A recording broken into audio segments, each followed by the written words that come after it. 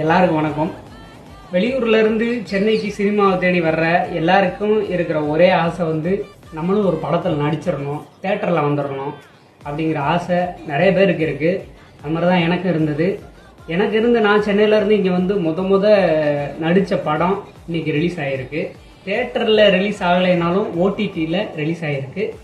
திவ்யான்னு சொல்லிட்டு ஒரு அக்கா வந்து டைரக்ட் பண்ணியிருக்காங்க, சூப்பராக பண்ணியிருக்காங்க. நான் படம் பார்த்துட்டேன், நீங்களும் கண்டிப்பாக பார்க்கணும். இது வந்து ஓடிடியில் ஃப்ளாக்ஷிப் ஆப்பில் வந்து ரிலீஸ் ஆகிருக்கு. அதை நம்ம வந்து சப்ஸ்கிரைப் பண்ணி தான் பார்க்க முடியும். ஸோ எல்லாருமே தயவு செஞ்சு ஃப்ளாக்ஷிப் ஆப்பில் போயிட்டு நீங்கள் சப்ஸ்கிரைப் பண்ணி பாருங்கள். இது ரொம்ப பெரிய விஷயம்.